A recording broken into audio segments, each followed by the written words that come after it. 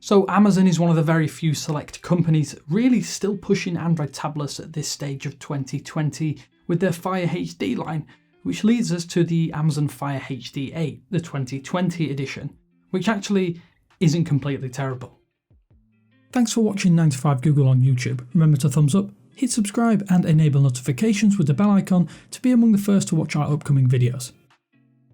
So considering that support is all but minimal from Google's side of things, it's no wonder that Android tablets have suffered over the past few years. It's actually really hard not to suggest picking up an iPad over a competing Samsung or Amazon option, given the choice and the cash available.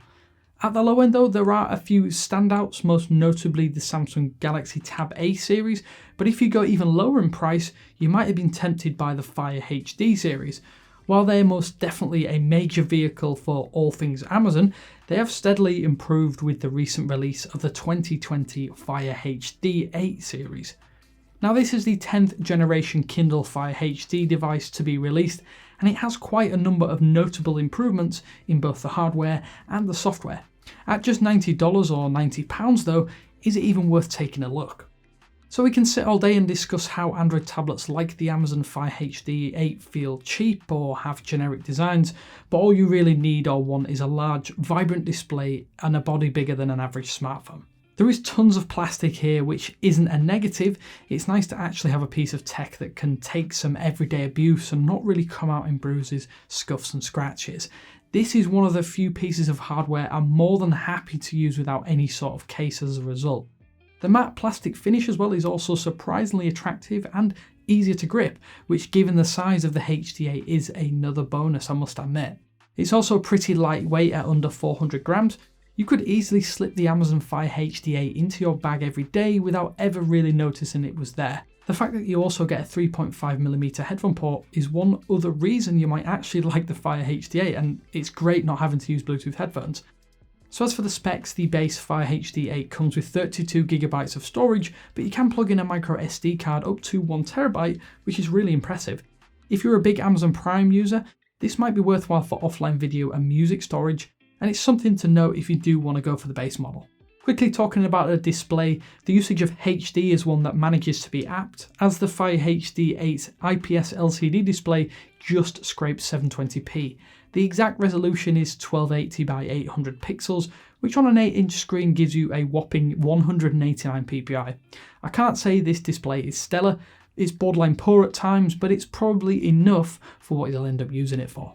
I must admit it does get reasonably bright, which might be important if you want to read Kindle books or watch some Netflix outdoors. You will have difficulty in really bright conditions though, thanks in part to that glossy finish. Fingerprints too also might be a bit of an issue. I've really noticed that it does attract grease and dirt more so than my comparable Android smartphones, and those are around about the same price. Arguably one area where cheaper Android tablets really start to falter is in the performance. You find an upgraded MediaTek MT8168 chipset inside the Amazon Fire HD 8. It's hard to directly compare to a smartphone chipset, but the experience is far more snappy than almost all sub $100 smartphones we've actually tested so far. If you're wanting better performance, you're likely off just using your smartphone or stumping up the extra cash for a better Android tablet from the likes of Samsung. 2GB of RAM in the base model seems really stingy in 2020, but considering how heavily the OS has been altered by Amazon, it's actually not as bad as you might imagine. Of course, that leads us to the biggest gripe with the Amazon Fire HD 8, and that is undoubtedly its heavily forked Android skin called Fire OS. This is one of the biggest Android overhauls you can imagine, with everything geared towards Amazon services and products.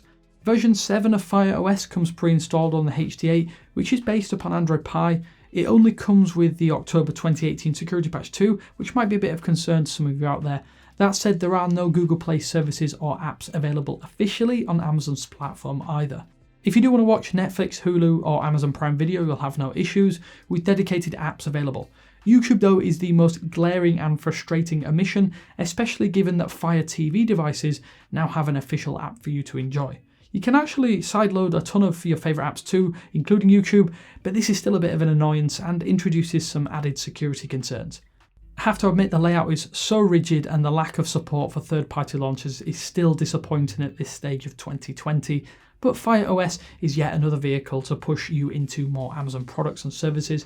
If you have a Prime subscription, this isn't quite as bad as you can access more and more content, but it's still a bit of a drag, I must admit. On top of that, everything feels a little out of date, with far too much emphasis placed upon tab-style navigation.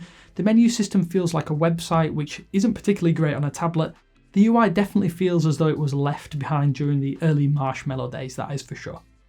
Amazon rates the battery life on the HD8 at around 12 hours, but I've actually found standby time to be the most impressive, leaving over a long 5-day weekend just on my office desk. Coming back, it had more than 45% left over, with the odd email, ping and Instagram notification going on in the background.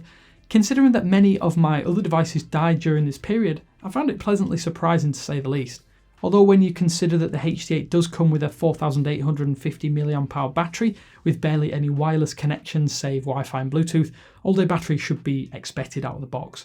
I'm also really glad that Samsung slapped a USB-C charge port on the Fire HD8. That makes it so much less frustrating than older micro USB charge ports on the older models. Not having to change charge cable for your smartphone is pretty nice. It's also more important as the slow charger that comes with the Fire HD8 takes an excruciating 5 hours from 0 to 100%. If you're a sporadic user, then I'm sure you'll find the battery life on the Amazon Fire HD8 to be very impressive in the long term. Yes, the Amazon Fire HD8 does also come with a 2-megapixel camera in the front and the rear. You should probably avoid it though because it is horrendous, but if you do want to make the odd video call, at least you can. The Fire HD8 also comes with a pair of forward-facing stereo speakers, although that depends on which orientation you are holding the tablet. They produce quite a rumble and are definitely passable at best, plus they don't get very loud. Luckily you can plug in some wired headphones though for better audio experiences. On top of that, you get Amazon's actually quite impressive voice assistant enabled by default on the Fire HD8. While it pales in comparison to the Google Assistant on Pixel hardware, it's far more useful than Siri at answering your queries and questions. You can ask to open apps and set reminders, timers and more of that on top, so long as you have an internet connection that is. So if you're happy to persevere with Amazon's heavy sales tactics, then the Fire HD8 is about the first that I can actually fully recommend. Are there better Android tablets out there? Well, yes, 100%, but I've been pleasantly surprised with the Fire HD8, so much so that I've used it a fair more than I probably would have actually expected. It's also worth noting there is a marginally more expensive Amazon Fire HD8 Plus, which comes with Qi wireless charging, 3GB of RAM and more storage. It is an extra $20, but it is basically the same beyond these couple of inclusions. That said, if you're not an Amazon Prime subscriber, this or the HD8 Plus is an instant skip. The wealth of content available out of the box to Prime subscribers actually makes this a better package than it would be normally without. But with all that said, if you use the Amazon Fire HD8, let me know what you think in the comment section below. But as always, this is Damien with 9to5Google saying thanks for watching, and I will speak to you later.